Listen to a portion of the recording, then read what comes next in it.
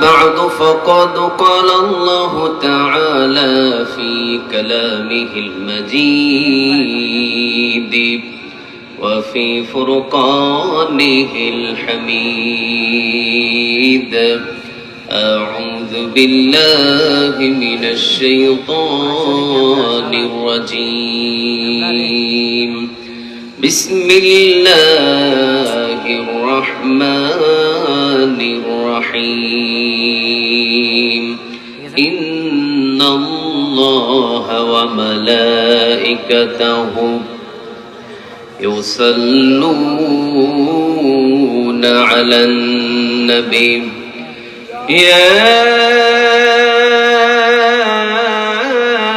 أيها الذين آمنوا صلوا عليه وسلموا تسليما اللهم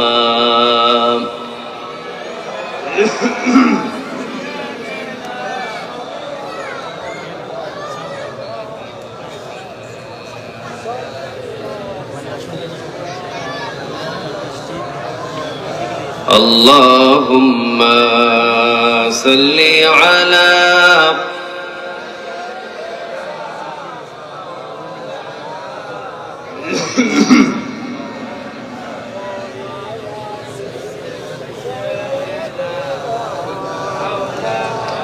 হাজার ব্যথা বেদনার পরে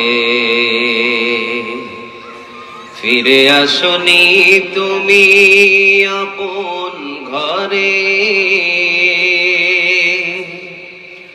দিনের আলো তুমি ছড়িয়ে দিতে চলে গেলে মদিনায় মক্কা ছেড়ে হে রাসূল তোমাকে ভুলি আমি কেমন করে হে রাসূল তোমাকে ভুলি আমি কেমন করে খেয়ে না খেয়ে দিন প্রচারের কাজে নিজেকে দিয়েছ বিলিয়ে তায়েফের কাফেরেরা চিনল না সে আলো দুষ্ট কাফেরদের পিছু দিল লেলিয়ে পাথরের আঘাতে ক্ষত বিক্ষত হয়ে সারা শরীর থেকে রক্ত ঝরে হে রাসূল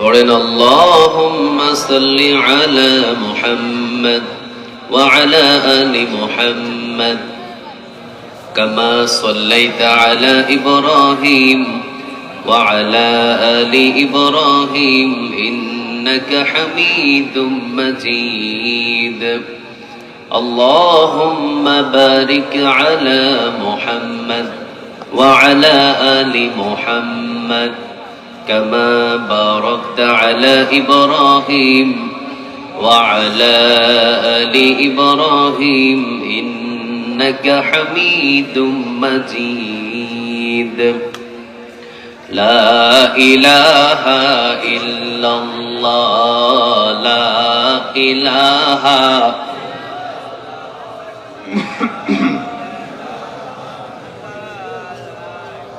لا إله إلا الله لا إله لا إله إلا الله لا إله لا إله إلا الله لا ইলাহা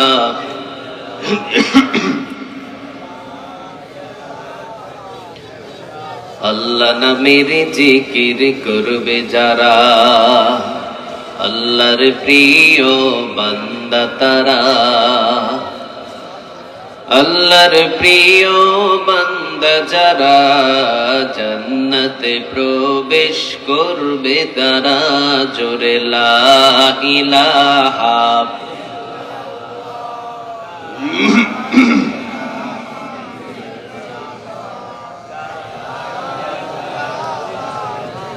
লা ইলাহা ইল্লাল্লাহু মুহাম্মাদুর রাসূলুল্লাহ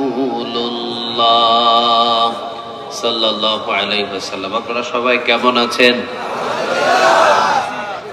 আলহামদুলিল্লাহ, আমিও ভালো আছি। আমাদের সবাইকে ভালো রাখেন তিনি কে? সবাইকে সুস্থ রাখেন তিনি কে? সব নিয়ামতের মালিক কে? কেউ যেটা পারে না সেটা পারেন কে? কেউ যেটা দেয় না সেটা দেয় কে? আমরা নিয়ামতের শুকরিয়া আদায় করব কার?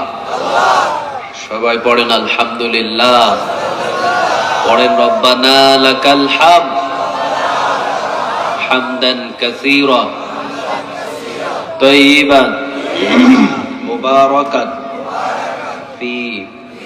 আল্লাহু আকবার كبيرا الحمد لله كثيرا سبحان الله بكرة وأصيلا سبحان الله وبحمده عدد خلقه ورضا نفسه وزنة عرشه ومداد كلماته لك الحمد بالقرآن لك الحمد بالإسلام لك الحمد بأسمائك ولك سميت به نفسك لك الحمد يا رب كما ينبغي لجلال وجهك وعظيم سلطانك। সবাই বলেন প্রশংসা করলাম কার? আমরা সবখানে প্রশংসা করব কার? খাওয়ার সময় কার? ঘুমানোর সময় কার? ঘুম থেকে যখন জাগি তখন কার? রাস্তাঘাটে চলার সময় কার? আমাদের জীবনের সব জায়গায় প্রশংসা হবে কার? যে আল্লাহর প্রশংসা করে তার ঘরটা রহমত দিয়ে আল্লাহ পরিপূর্ণ করে দেয়। যে নিয়ামতের শুকরিয়া আদায় করে তাকে নিয়ামত দিয়ে পরিপূর্ণ করে দেন তিনি কে? লা ইন শাকারতুম লা আযীদান্নাকুম ওয়া লা ইন কাফারতুম ইন্না আযাবি লা শাদীদ। নিয়ামতের শুকরিয়া আদায় করো তো নিয়ামত দিয়ে আল্লাহ পরিপূর্ণ করে দিবেন। আলহামদুলিল্লাহ বলেন। আবার আমার রাসূলের জীবন এটাকে কেউ যদি অনুসরণ করে তার ঘরটা বরকত দিয়ে পরিপূর্ণ করে দিবেন তিনি কে? আপনি যাই হন না কেন আমার রাসূলের জীবন এটাকে যদি ফলো করেন আল্লাহ আপনার ঘরটা রহমত দিয়ে পরিপূর্ণ করে দেবে। আলহামদুলিল্লাহ বাড়িতে গিয়ে বলেন, চিৎকার দিয়ে পড়েন আলহামদুলিল্লাহ, পড়েন আলহামদুলিল্লাহি রাব্বিল আলামিন। কেউ যদি আপনাকে জিজ্ঞাসা কেমন আছেন কি বলবেন? আলহামদুলিল্লাহ বলবেন যদি আপনি তাড়ার উপরে থাকেন। আর যদি সময় থাকে তো একটা আয়াত পরিপূর্ণ পড়ে দিবেন আলহামদুলিল্লাহি রাব্বিল আলামিন। প্রশংসা করার অনেক পেলেন, পুরা একটা আয়াত তেলাওয়াতের নেক আপনার আমলনামায় জমা করে দিল তিনি কে? সূরাতুল ফাতিহা থেকেই তো আপনারা কথা শুনেছিলেন ঠিক না? এই কোরআনের মা হলো এই সূরাটা। আলহামদুলিল্লাহ বলেন। এই কোরআনের ভিতরে আরেকটা সূরা আছে ওটাকে নববধূ বলা হয়। বলেন বুদ্ধি করে কোন সূরা? ওটাকে নববধূ বলা হয়, ঘুমটা দিয়ে বসে আছে। সূরা আর রহমান। আল্লাহর সব নিয়ামতের কথা নিয়ে ঘুমটা দিয়ে কোরআনে বসে আছে। আলহামদুলিল্লাহ বলেন। সূরা আর রহমানে আল্লাহ যত নিয়ামতের কথা তুলে ধরেছেন অন্য কোন আয়াতে এগুলো পাওয়া যায়। অন্য কোনো সূরায় পাওয়া যায় না। এটা একটা ঘোমটা দিয়ে বসে আছে সূরা আর রহমান। এটা হলো কোরআনের ভিতরে একটা নববধূ সূরা।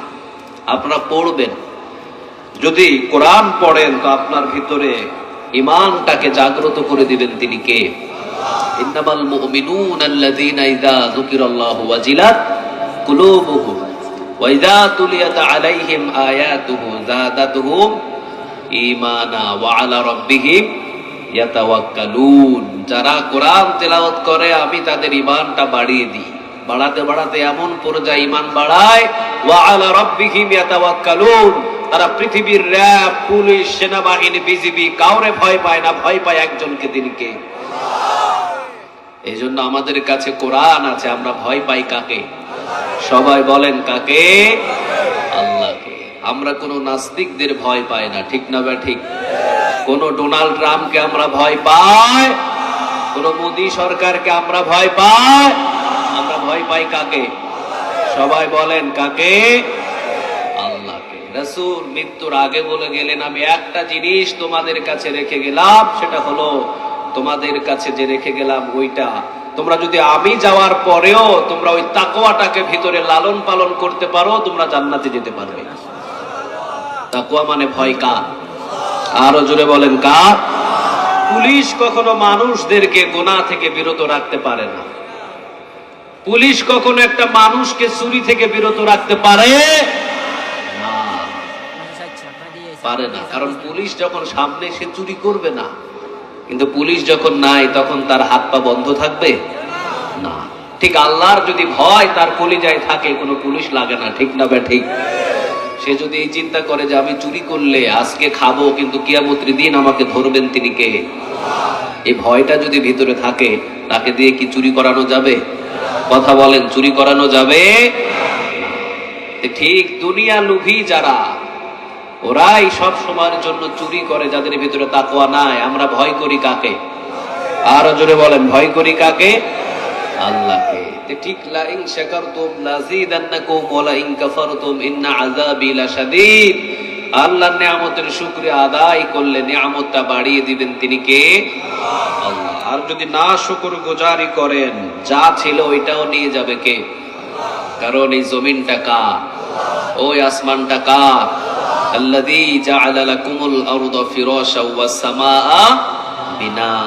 কার কথা? আল্লাহর কথা। আল্লাযী জাআলা লাকুমুল আরদা ফিরাশা ওয়াস সামাআ বিনা। আমি আল্লাহ জমিনটা বানিয়েছি তোমাদের জন্য বিছানা, আর আসমান বানিয়েছি তোমাদের জন্য ছাদ। আলহামদুলিল্লাহ বলেন। আল্লাহর জমিনে আল্লাহর কথা কইতে গেলে এখন অনুমতি লাগে, ঠিক না?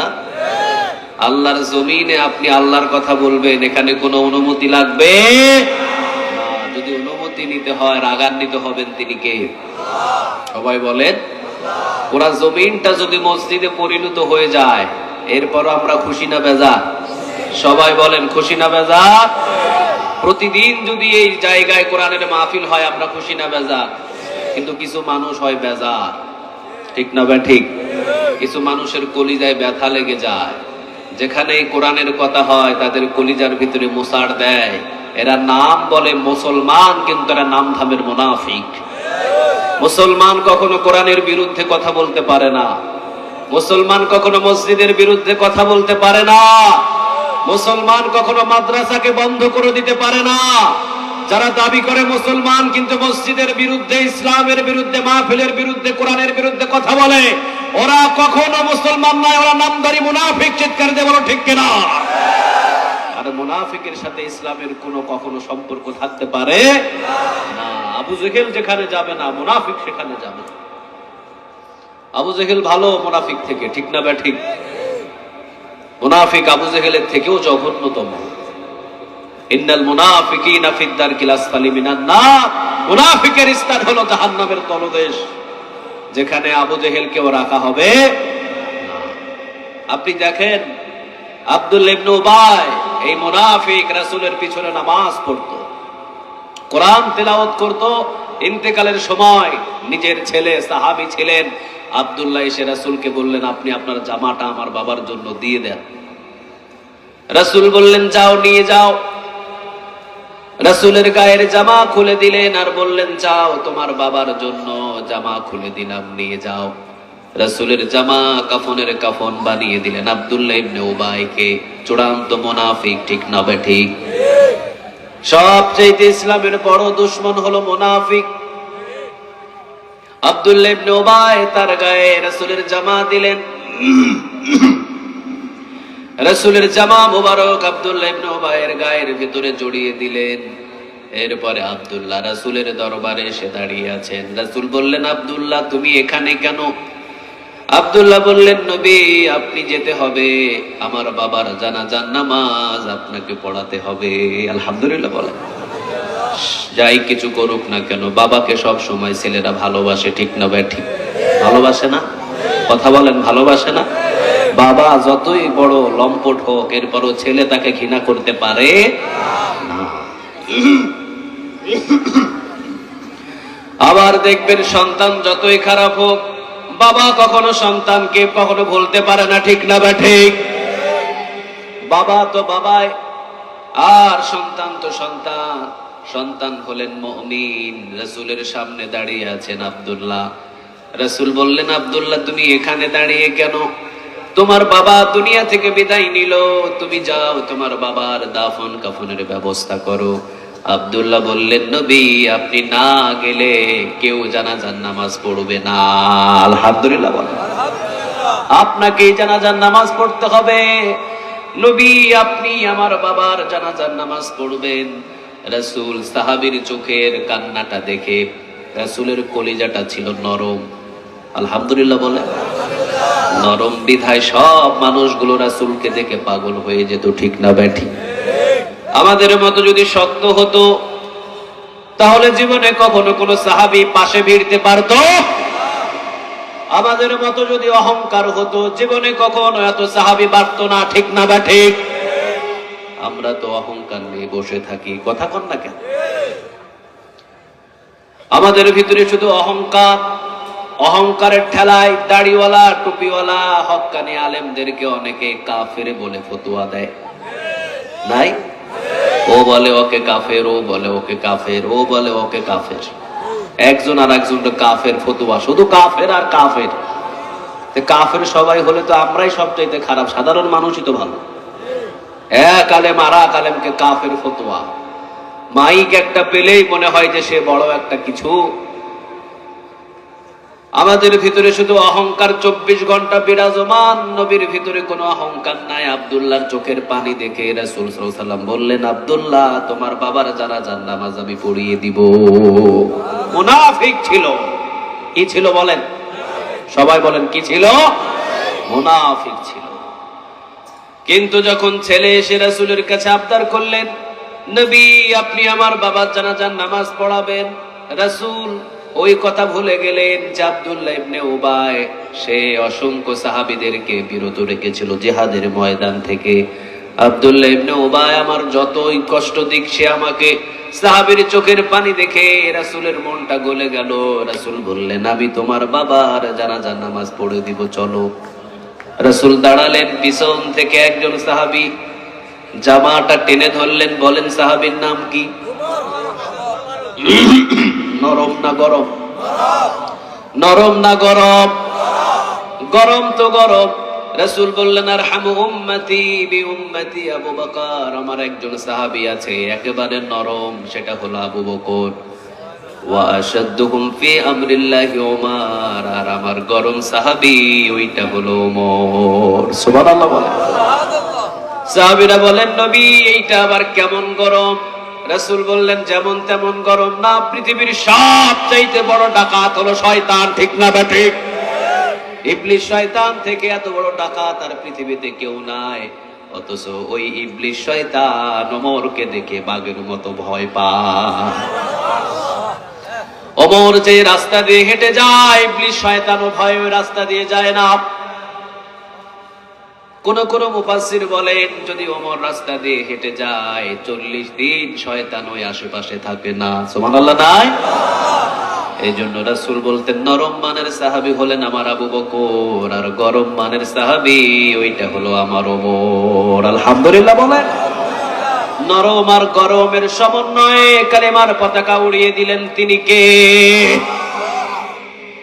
আমরা জীবন শুধু নরম নরমই থেকে গেলাম, একজনও আজ পর্যন্ত গরম হতে পারি নাই, ঠিক না বে ঠিক? যে গরম হয় তারই হাতের ভিতরে ডান্ডা বেড়ি, যে গরম হয় তারই পায়ের ভিতরে ডান্ডা বেড়ি। মশায় কামড়াইতেছে তো এখানে আমারে, বাপ রে বাপ।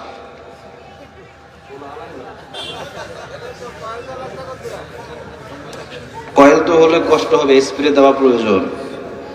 আপনাদের মশা লাগে? হ্যাঁ, সবাই তো মানুষ, তো মশা চাইতে মানুষই বেশি এখানে। আমরা তো এখানে কয়েকজন, এই জন্য আমাদের কামড়ায় বেশি।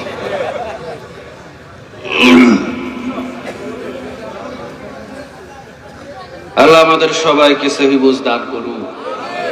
আরো জোরে বলেন আমিন। আপনারা কতক্ষণ থাকবেন? মানে আমি যতক্ষণ, আপনারা সারা রাত? আচ্ছা, সারা রাত থাকেন। এক মাহফিলে গেলাম, কয় হুজুর চালান যতক্ষণ পারেন। আমি কই ঘুমাবেন কখন? কয় ফজর নামাজের আগে গিয়ে ঘুমায়া যাব। আমি কই ফজর নামাজ? কয় নামাজ তো পড়ি না। কয় উঠেন কখন? কয় 9টা 10টায় উঠবো। তো 9টা 10টায় উঠে কি করেন? কয় হুজুর যখনই ঘুমাই 9-10টায় উঠে দেখি লুঙ্গি খাটের নিচে পড়ে থাকে। এই ওয়াজ যদি কিয়ামত পর্যন্ত শুনে ফজর নামাজ পড়লো না, কোনো লাভ হবে? কথা বলেন, কোনো লাভ হবে?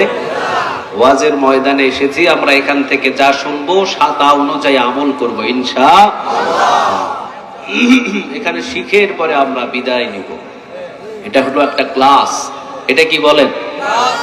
আগামীকালকে আপনাদেরকে যদি বলা হয় আপনাদের জন্য একটা ক্লাসের ব্যবস্থা করা হয়েছে, নুরানি মাদ্রাসায় 3য় শ্রেণীর ছাত্রদের সাথে আপনাদেরকে কালেমা তয়্যিবার অর্থ সহ পড়ানো হবে, আপনারা যাবেন? কে কে যাবেন? সবাই যাবেন? তা আপনার নাতি যে ওখানে বলবে তার নানা কিল্লে আইসেন আর নেই আনে, মান ইজ্জত থাকবে?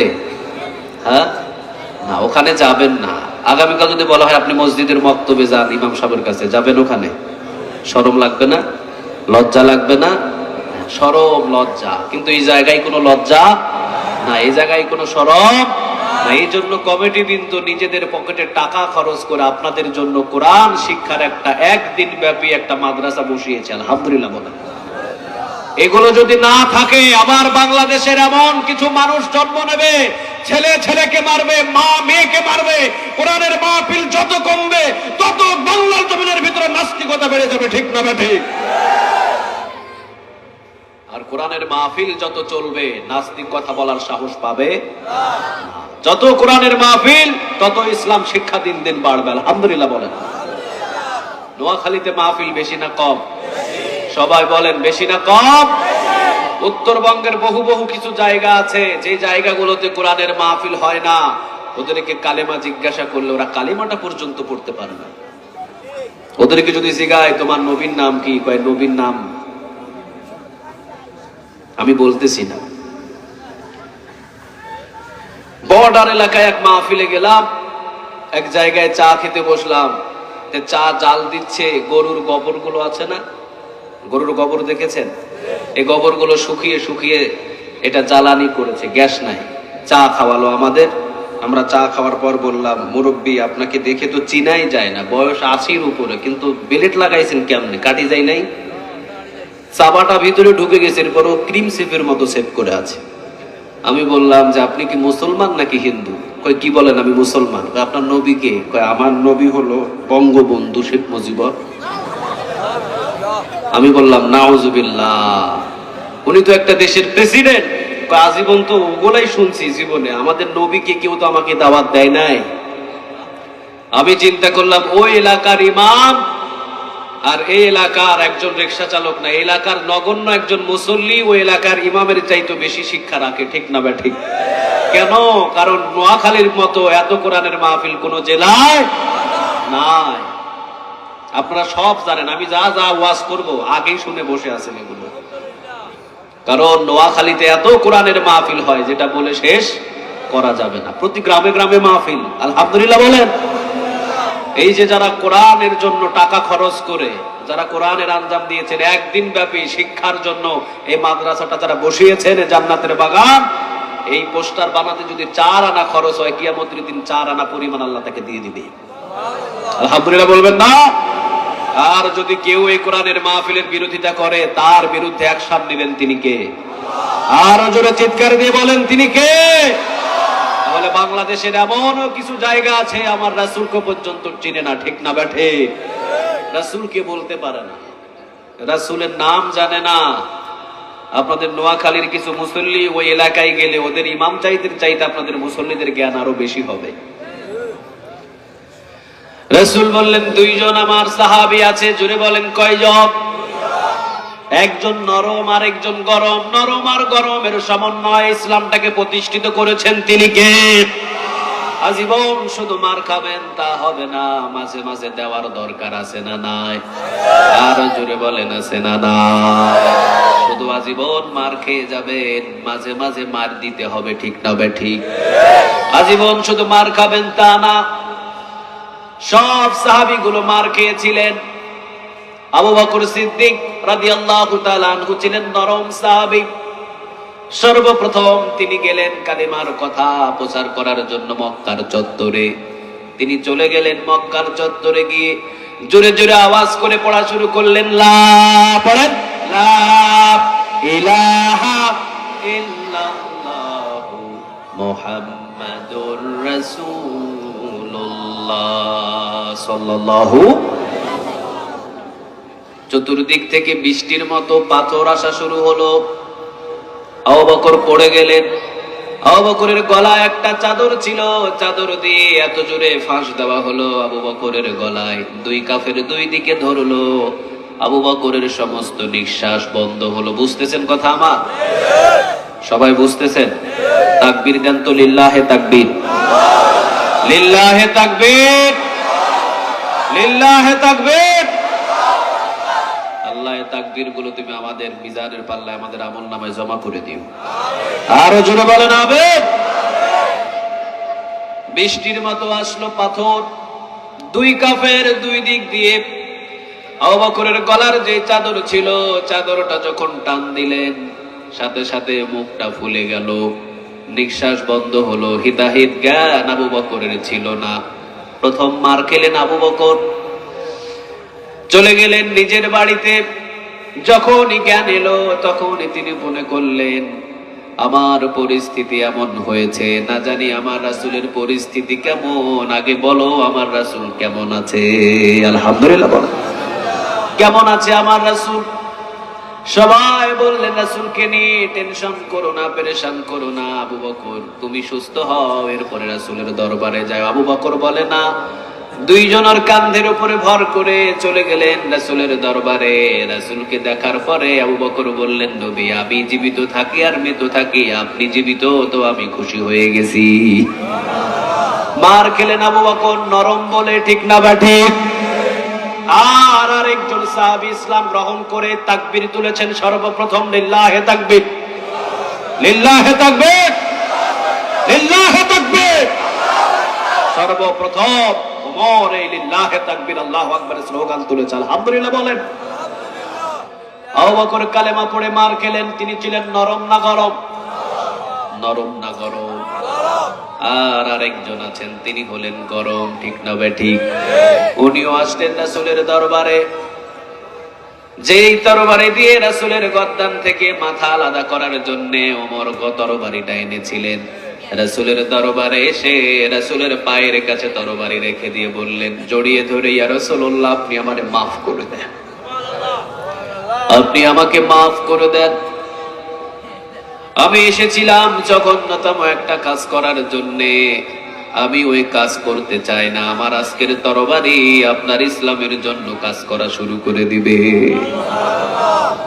আমি এসেছি আপনার গর্দান থেকে মাথা আলাদা করার জন্য নয়, আমি এসেছি আপনার কাছে কালেমা পড়ার জন্য। লা ইলাহা ইল্লাল্লাহু মুহাম্মাদুর রাসূলুল্লাহ